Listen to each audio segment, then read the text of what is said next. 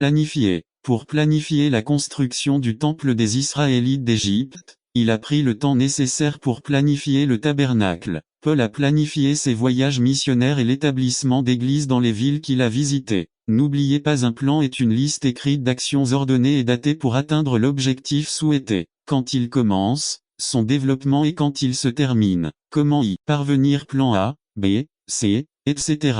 Il faut donc planifier et se rappeler, personne ne prévoit d'échouer, mais beaucoup échouent parce qu'ils ne planifient pas. En tant que leader, la première chose que vous devez faire lorsque vous démarrez un nouveau projet ou vos activités ministérielles est précisément de planifier à la fois à un niveau général et à un niveau spécifique. Autrement dit, vous devez élaborer votre plan de travail de Jésus connaît la puissance de l'habitude. Luc 4,16. Jésus arriva à Nazareth, où il avait grandi, et le jour du sabbat, il entra dans la synagogue, selon sa coutume. Les grands hommes ont simplement de bonnes habitudes. Un milliardaire a déclaré: j'arrive à mon bureau à 7 heures tous les jours, c'est une habitude. Recientement, un novelista best-seller, que a vendido m a accent aigu s de 1 million de libros dijo. Me levanto a la misma hora toda la mañana, comienzo a escribir a la 08, 0 am y dejo de hacerlo a la 16, 0 heure. Je le fais tous les jours. C'est une habitude. N'attendez pas qu'il soit trop tard.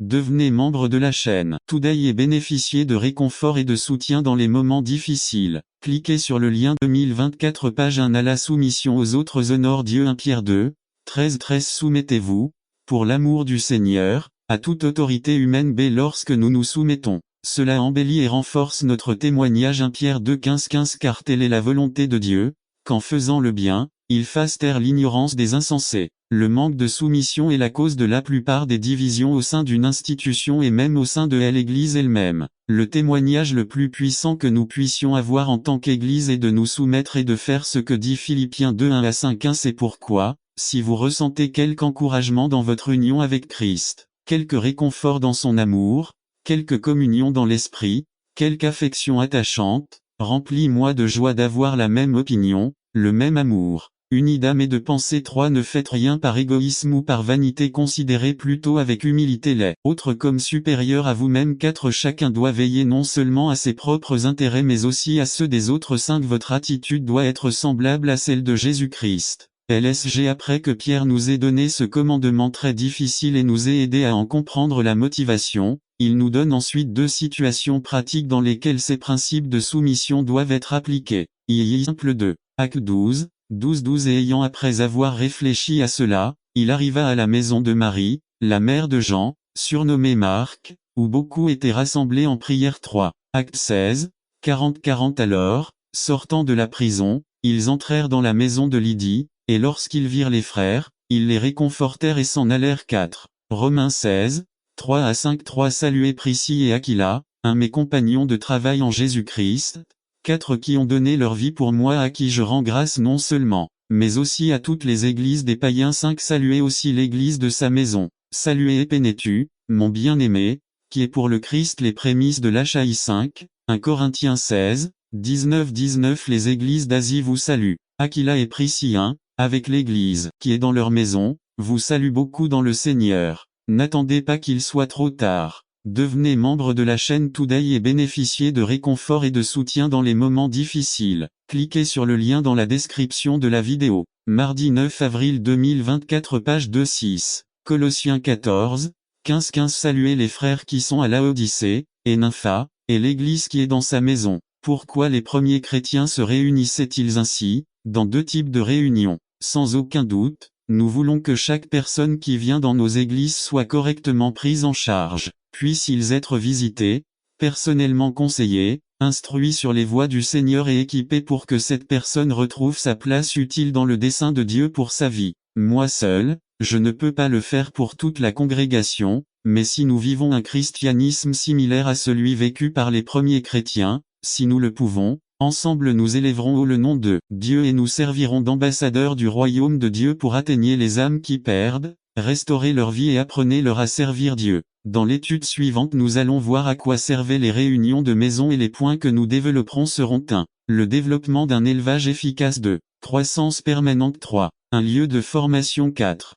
Développer un environnement familial. N'attendez pas qu'il soit trop tard. Devenez membre de la chaîne Today et bénéficiez de réconfort et de soutien dans les moments difficiles. Cliquez sur le lien dans la description de la vidéo mardi 9 avril 2024 page 3. Oui, Jésus est ressuscité. Résumé. La doctrine de la résurrection a été le centre des attaques des incroyants depuis l'époque du Christ.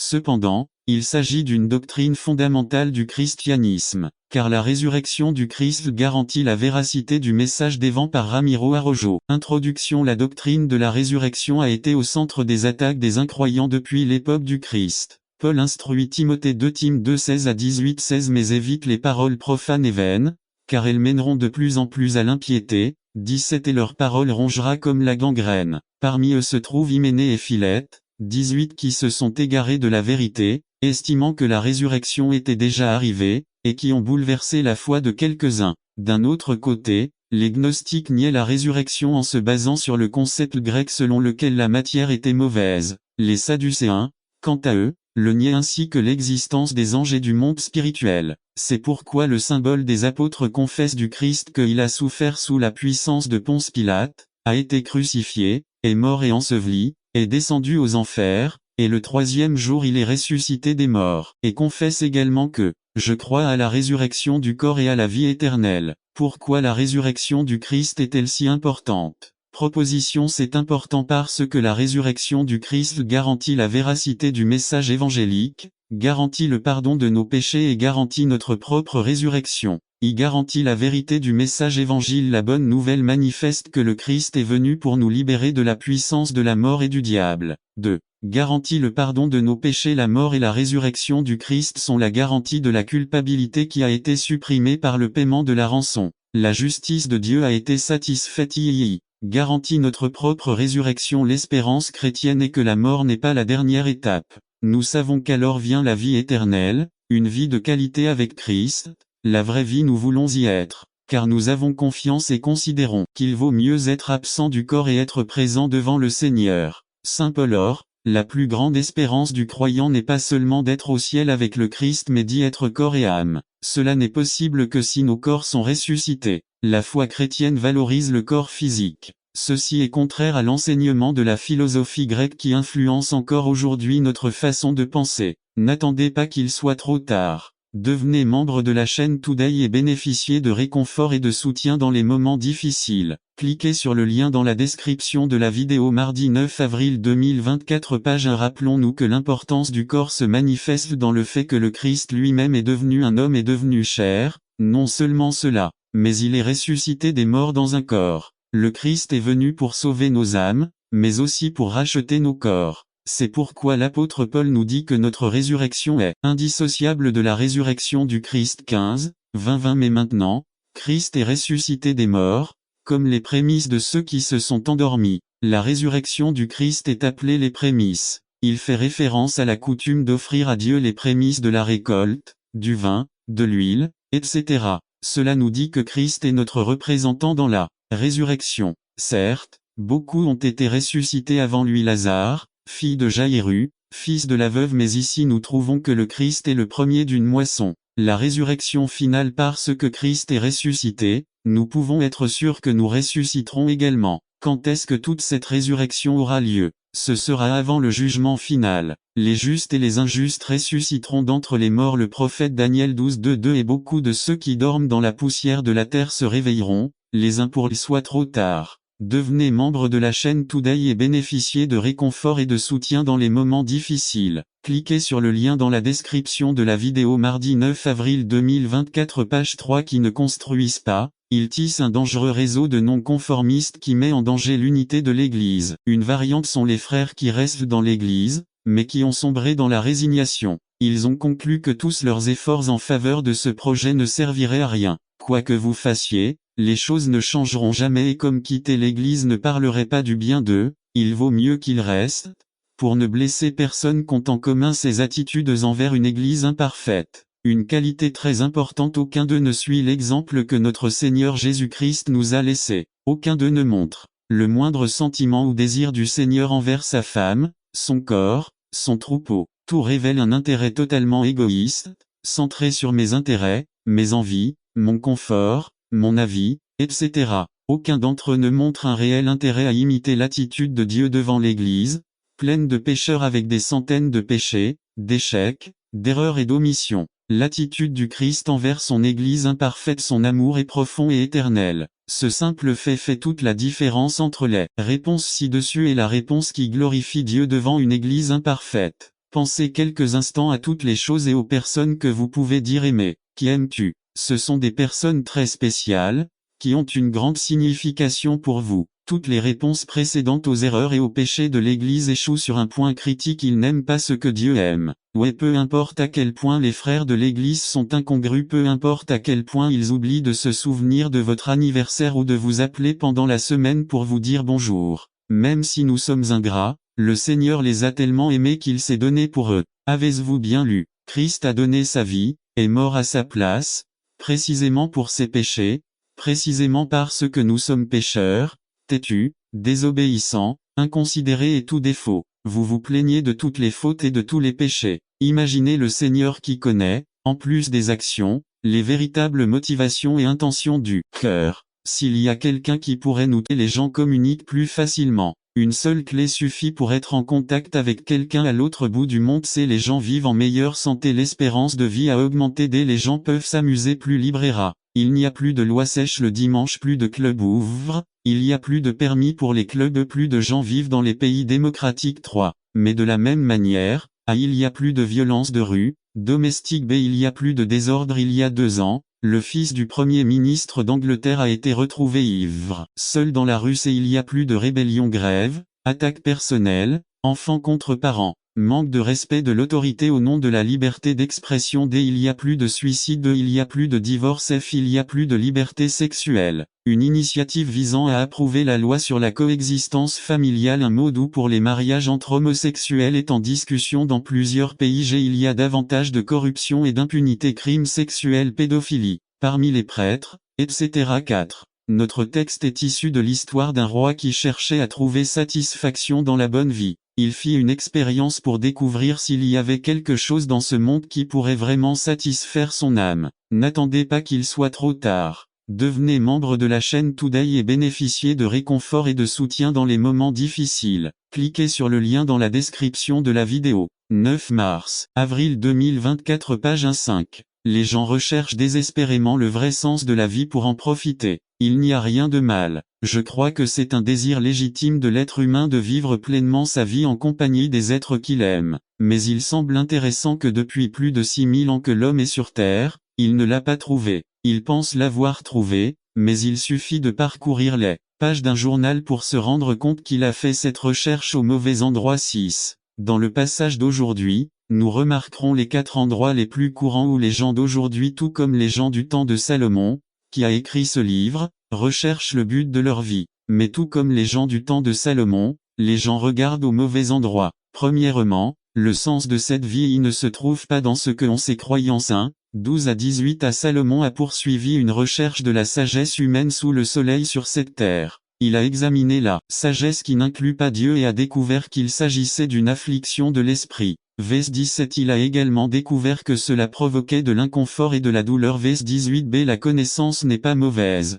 Les gens doivent être prêts à exercer une profession ou un commerce de manière efficace. Mais la recherche de la connaissance et de la vérité dans les choses ne comble pas le vide intérieur. La science et la foi partagent un point commun: toute vraie connaissance vient de Dieu, puisque Dieu est la source de toute vérité. Mais beaucoup de gens qui ont acquis beaucoup de connaissances se sont sentis supérieurs même à Dieu et l'ont ignoré, ou l'ont simplement retiré de leur vie. C'est philosophie humaine. C'est important, mais de nombreux courants ont mis Dieu de côté. Un très célèbre Nietzsche disait en son temps que Dieu était mort et que le surhomme était né. Dès la religion apparaît également comme la source du sens à cette vie. Il y a beaucoup de religieux, beaucoup de gens qui se considèrent fidèles à leurs croyances sans se soucier de vérifier si ce qu'ils croient est vrai, simplement parce qu'ils l'ont reçu de leurs parents. Salomon, un homme sage, intelligent, connaissant beaucoup de choses, a fini par être déçu. Continuons nos recherches. Si ce n'est pas dans la connaissance, où est la source de tout bonheur?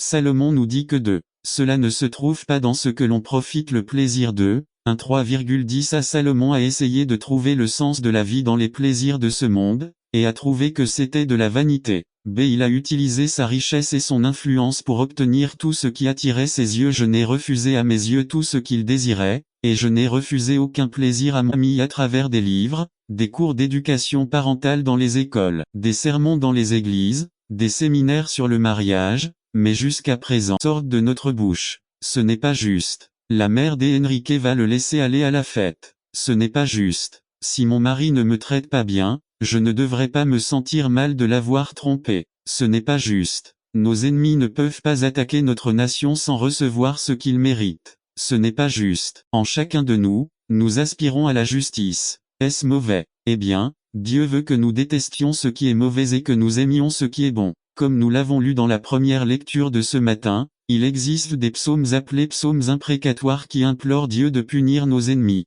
Alors, n'attendez pas qu'il soit trop tard. Devenez membre de la chaîne Today et bénéficiez de réconfort et de soutien dans les moments difficiles. Cliquez sur le lien dans la description de la vidéo. Mercredi 10 avril 2024 page 2. Contredire Dieu en disant ici qu'il ne faut pas se venger de nos ennemis, mais plutôt les aimer, prier pour eux et les aider en tout. Saint Paul nous donne la réponse ici dans le texte. À moi la vengeance, je la rendrai, dit le Seigneur. Nous avons un Dieu juste qui déteste le péché et le punira toujours. C'est pourquoi nous sommes si reconnaissants que, dans son amour, il ait puni le Christ au lieu de nous punir. Cependant, ceux qui rejettent Jésus devront faire face au juste jugement de Dieu. En tant que chrétiens, nous aussi détestons désormais le péché et nous réjouissons du fait que Dieu le punit, mais ce n'est pas à notre tour de le punir. La vérité étonnante est que Dieu, dans son amour, veut que chacun soit sauvé et parvienne à la connaissance de la vérité. Il veut que les méchants lui demandent pardon.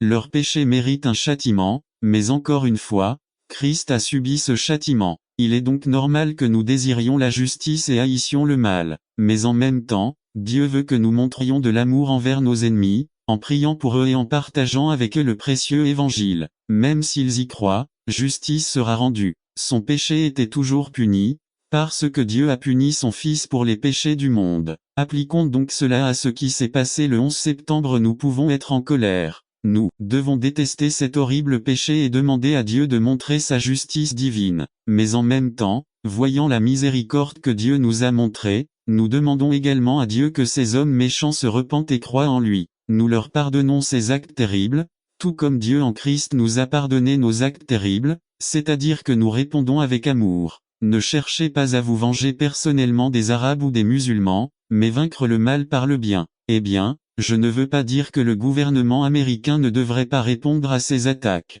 Dieu a donné au gouvernement le droit de l'épée, le droit de punir et de protéger ses citoyens, le droit d'être leur instrument de justice. Dans Romains 13, Saint Paul dit à propos du gouvernement, « Il est au service de Dieu pour votre bien. Mais si vous faites le mal, vous devriez avoir peur. Ce n'est pas en vain qu'il porte l'épée, car il est au service de Dieu de rendre la justice et de punir le malfaiteur. » Dieu a donné au gouvernement le droit et la responsabilité de protéger ses citoyens. Ainsi, en tant que chrétiens et avec un cœur reconnaissant pour la miséricorde de Dieu, puissions-nous ne pas prononcer des mots de haine et de colère face aux crimes du 11 septembre, mais plutôt élever la voix dans la prière et l'amour. Prions pour que notre gouvernement et le président Bush agissent avec sagesse. Prions pour Oussama Ben Laden et tous les terroristes afin qu'ils se repentent et trouvent le pardon en Jésus-Christ.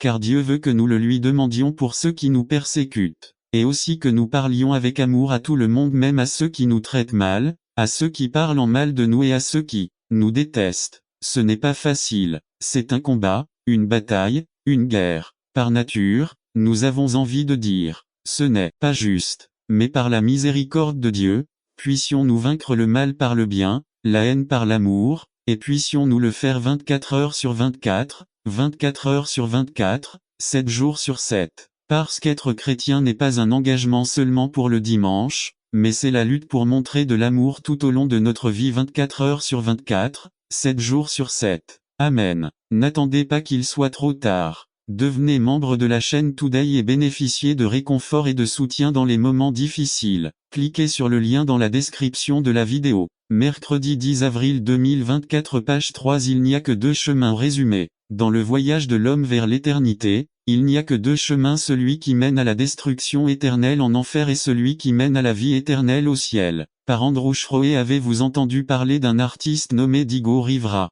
C'est un peintre mexicain célèbre pour les grandes peintures murales qu'il a peintes au début du siècle dernier. Il est particulièrement connu pour certaines peintures murales traitant de l'histoire mexicaine. Et dans ces peintures murales, Rivera a peint différents personnages historiques de différentes époques, le tout réuni dans un vaste panorama. Le livre du prophète Isaïe, c'est un peu les peintures murales de Diego Rivera. Dieu, à travers son prophète Isaïe, nous donne une vision panoramique de l'histoire et de l'avenir du temps tel que nous le connaissons. Et tout cela peint dans la perspective de l'éternité. C'est que Dieu existe en dehors du temps. Pour lui, c'est comme si le futur était déjà passé. Ainsi, dans le livre d'Isaïe, parfois un seul verset parle de deux événements distincts dans le futur où le futur est évoqué comme s'il s'était déjà produit. Par exemple, Isaïe décrit en détail les souffrances et la mort de Jésus-Christ 700 ans avant sa naissance et raconte que cela s'est déjà produit. Le texte de ce matin est constitué des dernières paroles écrites par le prophète Isaïe.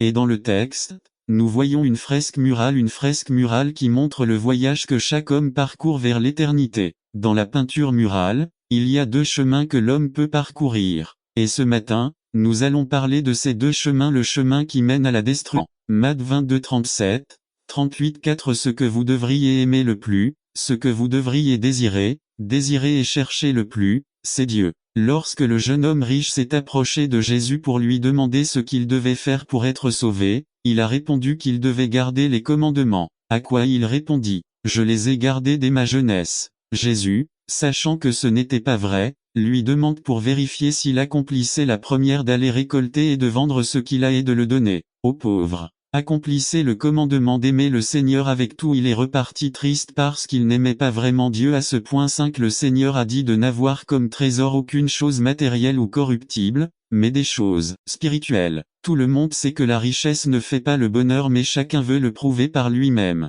Dans sa jeunesse, Monsieur Romero a dépensé sa santé en cherchant à avoir beaucoup d'argent. Déjà dans sa vieillesse, il dépensait son argent pour tenter de recouvrer la santé. Et maintenant, sans argent et sans santé, voilà Romero dans un cercueil. 6 En tant que chrétien, nous ne pouvons pas avoir deux trésors. Personne ne peut servir deux maîtres. Le chien aux deux gâteaux. Il y a des chrétiens qui, voulant servir Dieu et devenir riches en même temps, se retrouvent généralement sans aucun des deux. Une fois que Dieu vous a changé et a pris le contrôle de votre vie, n'attendez pas qu'il soit trop tard. Devenez membre de la chaîne Today et bénéficiez de réconfort et de soutien dans les moments difficiles. Cliquez sur le lien dans la description de la vidéo. Mardi 9 avril 2024 Page 1 Il voit le reflet dans l'eau de la vie de ceux qu'il pourrait accomplir s'ils se consacraient davantage au travail et à l'accumulation de biens parce qu'ils ne boivent plus, ne dansent plus, ne veillent plus tard et ne gaspillent plus d'argent. Et ils mettent de côté Dieu qui les a changés. C'est la prospérité de Dieu.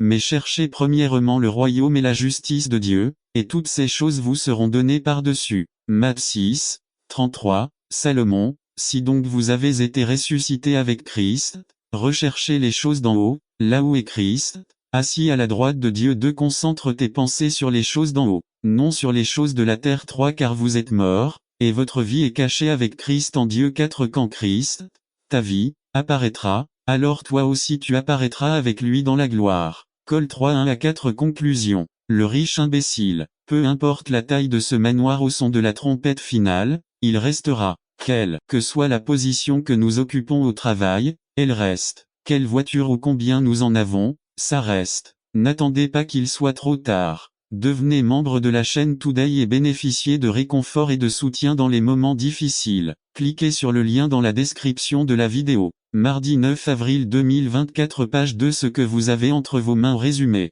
Jusqu'où avez-vous accompli ce que vous avez dit à propos d'aller dans le monde entier et de prêcher l'évangile à toutes les créatures? Comment ça, tu n'as rien à offrir? Par Ralph Mandé. Ce que vous avez entre les mains. Et l'Éternel dit, qu'est-ce que tu as dans ta main? Et il répondit, une verge. Et il lui dit, jetez-le par terre. Et il le jeta par terre, et il devint un serpent et Moïse s'enfuit. Alors l'Éternel dit à Moïse, étends ta main et prends-la par la queue. Et il étendit la main et la prit, et elle devint un bâton dans sa main. C'est pourquoi ils croiront que Jéhovah, le Dieu de vos pères, le Dieu d'Abraham, le Dieu d'Isaac et le Dieu de Jacob, vous est apparu. Et le Seigneur lui dit encore, maintenant, mets ta main dans ton sein. Et il mit la main dans son sein. Et quand il le retira, voici, sa main était lépreuse comme la neige. Et il dit, mets encore ta main dans ton sein. Et il remit sa main dans son sein. et quand il le retira du sein, voici, il était devenu comme une autre chair. Exode 4:2. À cette introduction, nous sommes au seuil d'une année, d'une décennie, d'un siècle et d'un nouveau millénaire. Paul dit aux Corinthiens, examinez-vous vous-même si vous êtes dans la foi, faites vos preuves, ou ne savez-vous pas vous-même que Jésus-Christ est en vous, à moins que vous ne soyez réprouvés. 2 Cor 13:5. Comment a-t-il accompli ce qu'il a dit d'aller par tout le monde et de prêcher l'évangile à toute la création? Marc 16:15. Une revue de Moïse. Le Seigneur lui dit, j'ai vu l'affliction de mon peuple et j'ai entendu son cri et je t'ai choisi pour aller leur dire que je connais leurs afflictions, que je désire les libérer d'eux. Les bâtons deviennent des serpents. Moïse a commencé à trouver des excuses et des prétextes. Comment vais-je faire une si grande œuvre? Qu'est-ce que tu as entre les mains? Mettez-le entre mes mains. Impressionnant, intelligent, actif, rusé, venimeux. 3 Chaque homme a un don, une compétence ou un talent. Ce talent est caché à l'intérieur de l'homme. Lorsqu'il s'approche de Dieu, Dieu lui montre quelle est cette capacité qu'il espère qu'elle sera mise entre ses mains. Montant dans les hauteurs, il emmena captifs les captifs et fit des présents aux hommes. Et il en nomma lui-même quelques-uns apôtres aux autres, des prophètes pour d'autres, des évangélistes à d'autres, pasteurs et enseignants, pour équiper les saints pour l'œuvre du ministère, pour l'édification du corps de Christ. F 3:8-13. 4 Les différents membres du corps. L'Église est le corps du Christ et est composée de différents membres. Vous êtes donc le corps du Christ, et chacun en est membre en particulier. Et Dieu en a placé dans elle l'Église, d'abord des apôtres, puis des prophètes, troisièmement des enseignants, puis ceux qui font des miracles, puis ceux qui guérissent, ceux qui aident, ceux qui administrent, ceux qui ont le don des langues. 1 Cor 12:27. N'attendez pas qu'il soit trop tard. Devenez membre de la chaîne Today et bénéficiez de réconfort et de soutien dans les moments difficiles. Cliquez sur le lien dans la description de la vidéo. Mardi 9 avril 2024. Page 1:5. Les membres se complètent. Dieu confère à chaque membre un don qui complète les autres membres et qui, en travaillant ensemble, fait en sorte que l'œuvre de Dieu s'étende dans le monde entier.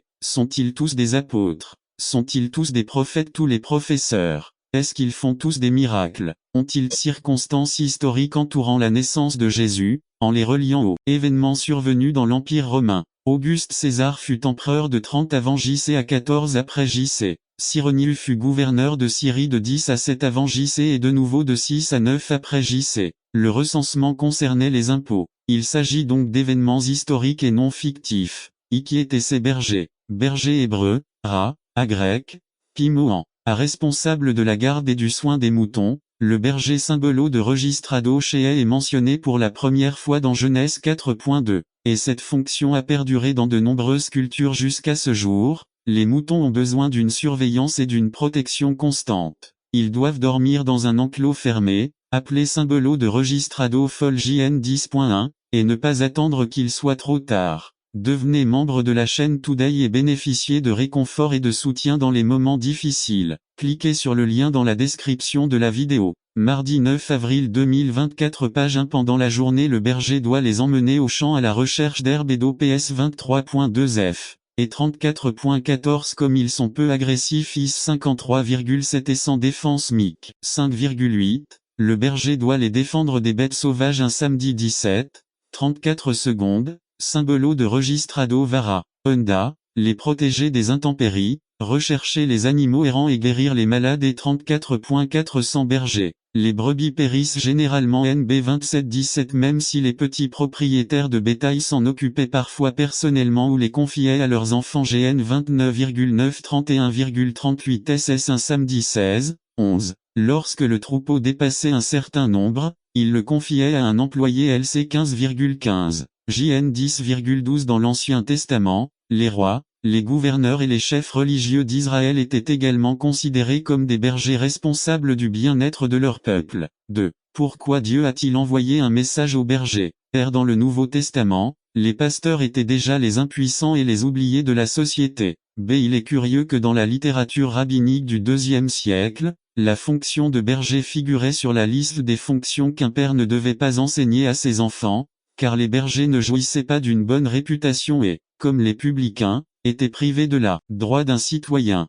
L'enseignement de Jésus était donc un enseignement isolé qui brisait le schéma mental juif traditionnel. Dès l'espérance du berger qui viendra à la fin des temps paître son peuple, remplaçant ceux qui ont été infidèles à son appel IS 40.10 SS, JR 23.1 au 4, et 34.2 au 10. Mi 4.6 SS se démarque. Cela s'accomplit sans aucun doute en Jésus-Christ.